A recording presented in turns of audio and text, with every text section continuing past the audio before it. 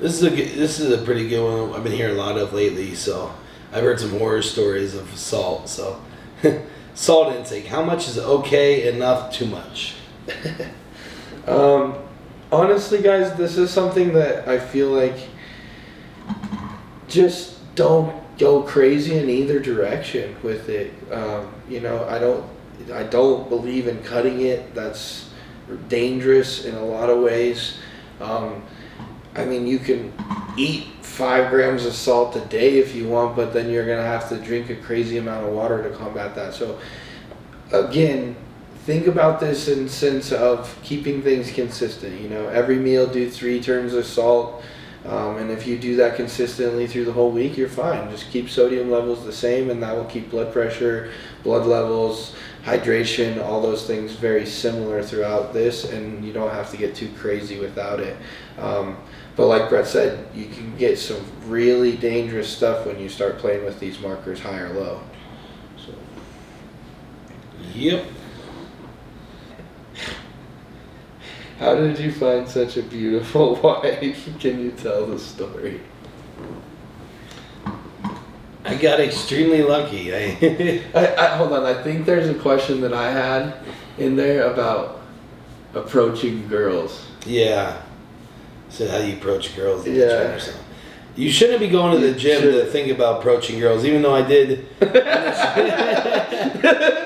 why I wanted to throw my bus a little bit. I initially approached Ivana. I think she was walking by at the gym, and I wrote her on Facebook Messenger and was like, I was on the treadmill and like, hey, you want to walk on the treadmill next to me? Tell her something. And she ignored it, so it didn't work. So don't think it's gonna work at the gym. It was more of it didn't work for a while. I had to work for that one. So we did meet at the gym when she came back to like the hometown we were from. But it was more of a combination of of meeting up at other places and doing social things and stuff like that. So gym's not always the best place for that. Gym's kind of every man for themselves. Kind of we see it every day. It's kind of you don't want to be around that too much. Well, it's good. So this is a great one. What question so I'm asking this, and then we're going to actually answer the question so we can cover 60% of the questions we got here. What question do you hate being asked the most? All right, guys. So the question that we both hate being asked the most is, what is our training split? I'm looking through these questions right now that Brett wrote, and there's 64 questions, and 28 of them are about our training split. So we've done a video on this. Again, our training split is not going to benefit you. It is built around Brett and I specifically on what body parts we have specifically lagging, and we're elite bodybuilders at the top level. This is very different from somebody in the beginning starting out early on, okay guys? But in the video we explain to you what you should be doing, how to set up things, and some tools to utilize in that, as well as we've given you multiple different training sessions to where you can pull exercise selection to help you with the certain body parts that you need to build. But really it comes down to sitting down, evaluating your own body, and building your own training split. Quit trying to copy somebody else's, because it's not going to work for you. Because we've both done every training split probably imaginable, so it's been trial and error for us until we found what works for us, and also what works to benefit both of us. So there's sometimes we gotta make some sacrifices. We gotta focus a little bit more on this for him. So it matters on you individually, and then you narrowing that down.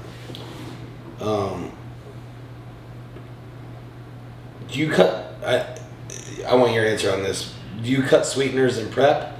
If yes, then when? Okay, so this is actually an interesting approach for me. I can't recommend this for everybody because not everybody has a metabolism like mine. But I don't use artificial sweeteners. I don't find them beneficial. The only thing they really do is mess up my digestion. And I found that if I can use an artificial sweetener in that situation, I could probably use real sugar, and my body will process it, utilize those carbohydrates better, and it's not going to affect my digestion. So No, I don't cut sweeteners because I don't use sweeteners, and I use sugar all the way into the show. A tablespoon of sugar in my coffee in the morning. I actually drink Coca-Cola post-workout. Again, like I said, this isn't something everyone can do. If you have to utilize sweeteners, I think it's something that you have to evaluate digestion. If it affects digestion, if it's causing you to hold some water, then yeah, absolutely you should cut them. But if you're drinking meal every day and you look dry as shit, then why the fuck worry about it? And I think that's the biggest thing, is a lot of times people worry about variables that really don't matter. So I know I use a little bit more than I don't use much either. Like, we got to the point where I just use whole sugars on things because of our metabolism wells. But I have a lot of clients that like to use them. And my rule of thumb is usually like 3 to 4 weeks out. 2 to 3 maybe if it's not affecting them at all. Like you said, if you're ready, you're ready. So it doesn't matter if like a Splenda packet or something. But what I'll do is I'll make suggestions like, hey, let's not do this anymore. Let's just go these next 2 weeks without that those artificial sweeteners. Because the more things you can eliminate there right at the end, then there's less variables you have to think about. So like I said, the closer you get to the show, slowly start taking those out. And then, depending on how bad you really want it, you can go without them, trust me. All right, this is a pretty good one. When did the switch flip 100% for you to become a bodybuilder? So probably, kind of two answers here. Flip switch for me, probably like my first national show when I got third and kind of missed my, back then missed my pro card by one spot. Because then that really showed me how close I was, and then I was just that much hungry to become a pro. But I would say it fully switched after I went pro, and we actually moved here to Denver. And then I knew, with the situation we came into with this gym here at Armbrust, Marty's starting to come down, being surrounded by the right people. That's when it really, really switched. And then it turned into more like a complete lifestyle. So that's when I made those gains. There was no off. I mean, we call it off season, but you're still preparing in the off season like you are on the on the prep. So it's been about 3 years now, just full on go, and it's been great. So fully bought in, and mentally and physically. Thing is, you got to be able to let things go. Like social matters. Which I'm completely fine with, but that's probably gonna be the hardest part for some people. You can't be drinking every weekend. You can't be doing this. You can't be traveling all the time. Because you gotta get your meals and you gotta train, you gotta do this thing if you want to be a bodybuilder at the level we are. So you remember that, you gotta make a lot of sacrifices to get to where we are and do the things we do. But this is what we love to do, and we're gonna, and we're gonna take that every day and do it. Yeah, so mine's a little bit different, right? I was in college sports. I was ready to be done with college sports. My track coach actually retired, and I was in pharmacy school at the time. So track was done for me. I knew that my competitive outlet was going to be bodybuilding. And as soon as I jumped into it, I was already in love with it, but the second that I got on stage for the first time, it was over for me. That's when the switch was 100%. I was going to be a bodybuilder, and I was going to do whatever it took to be a professional and make my dream come true. I quit pharmacy school right around that same time, quit track, quit everything, and just said, fuck it, I'm going to work construction and make this happen.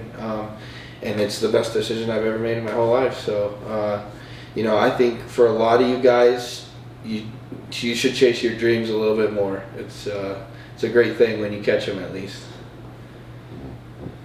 Do one more each. So this one, our answer is, but if you had to pick pre or post workout carbs. Interesting. So if you're in that position where you only can have carbs, first off, we both advise that you have carbs both pre and post, but we know there's situations where you can and stuff. So what's your suggestion? Yeah. So again, guys, my idea is always performance in the gym. So I'm going to go with pre, because I'm going to make sure that my session is great, and I'm going to smash myself into the ground, and then I'm going to go home, and the protein is still going to be able to recover me enough and put me in protein synthesis that I'm at least going to be able to hold on to the muscle. and still make sure that my training session was efficient. So I would say pre, but I don't really think there's a wrong answer here. When you're on poverty calories, you're on poverty calories. You just gotta put them where you can have them. Hey. I'm still trying to weed my way through the training split questions. Okay, this is a pretty good one, and I think both of us can have some kind of different answers on it. So it says, what bodybuilder has inspired you the most in your career? For me, bodybuilder wise, probably most inspiring. It kind of started out, it was more, Flex Lewis and I talked about this, Dallas McCarver, because those were the first two guys I was really watching when they were training together, getting ready for Olympia. I used to follow like their entire workouts and then go copy them and do them. And that's really when I was really first, really getting into the sport, competing nationally, and meeting Flex. He's a buddy now, and just how he like takes you in, really good ambassador for the sport. But honestly, probably number one is going to be Phil Heath.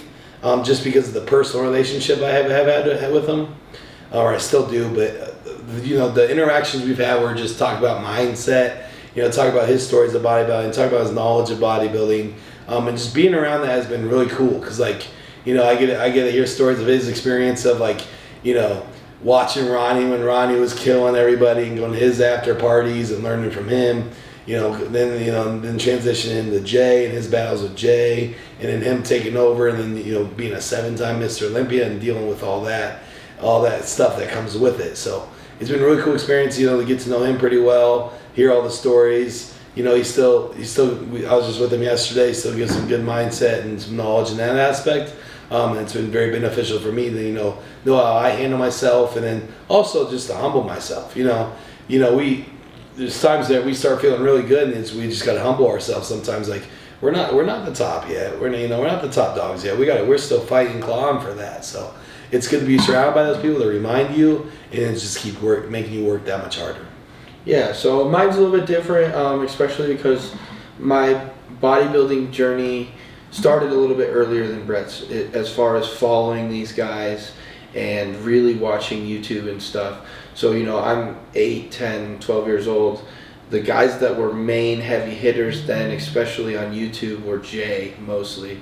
Honestly, there wasn't too many guys outside of Jay. And Jay's been just a really great ambassador. So me coming up early on and being in Wyoming, I wasn't around a lot of bodybuilders, and I actually took a trip out to Vegas and to California, and in doing so, I ran into Jay. And he was like, who are you? Where are you from? And he kind of realized I was in the middle of nowhere and had no publicity. And because of that, he gave me a helping hand and really put me on his YouTube channel and kind of put me on the map. And so I'm really appreciative of that. And it was really cool being that 8, 10-year-old kid watching those videos, being inspired to be a bodybuilder, especially Jay's mentality of living in a box and kind of shutting off the world. I've really taken that and tried to make that my life and embody that. And so to have that and really love him as a person, and then be able to have the connection as I was coming up early on, for him to give me the helping hand, was just kind of solidified it for me that he was the people's champ. And he's been awesome ever since. But realistically, as I've gotten in this sport, most of these guys at the top are pretty fucking awesome, and they're really inspirational when you get to meet them on a greater level. Somebody that I took a lot of inspiration from early on was Branch, but I didn't realize how similar and how much we had in common until I got with GASP and I got to spend some time with him. And then, getting to spend that time with him, it was like, holy shit, he's a 25-year-old older version of myself. So that was really cool too, to take some inspiration from these other guys that, that I didn't get to look up to as much as a younger bodybuilder, just because they didn't have the platform or whatever. So, a little bit different there, but this is our second Q&A for you guys. Hopefully you enjoyed it. Like and subscribe if you did. And, we'd like to hear what you guys think below. You got a little bit more insight of who Brett and Martin are this time, and we'd love to hear some more questions. So thank you. Hell yeah, until next time. Time to smoke.